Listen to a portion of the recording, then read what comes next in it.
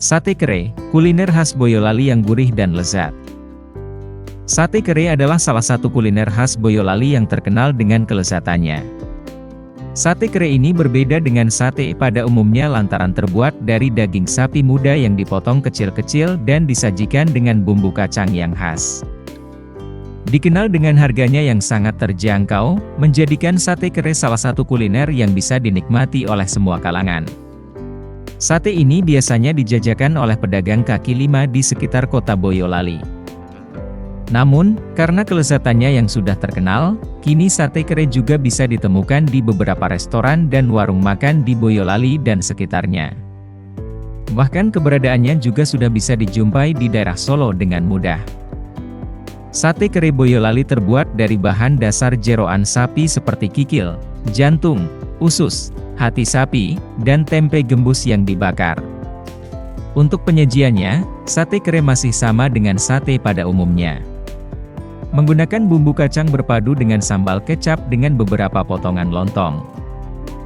Untuk asal-muasalnya, sate kere ini muncul sejak zaman Belanda mengambil kata dari bahasa Jawa kere yang artinya miskin.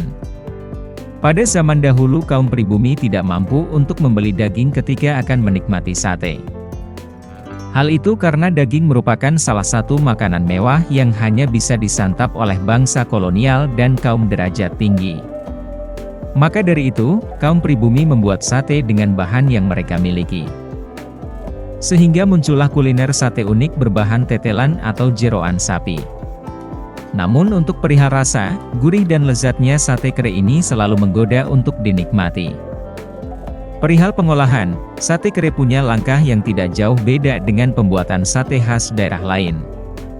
Kikil, daging, dan jeroan sapi direbus hingga empuk.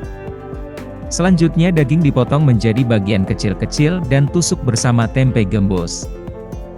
Panggang tusukan hingga matang dan kemudian sate bisa disajikan.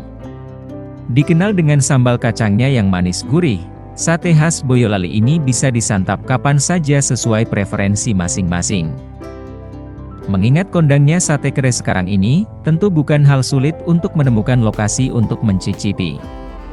Saat bertandang ke Jawa Tengah, khususnya Solo dan Boyolali, sempatkan waktu untuk menyantap nikmatnya sate kere ini.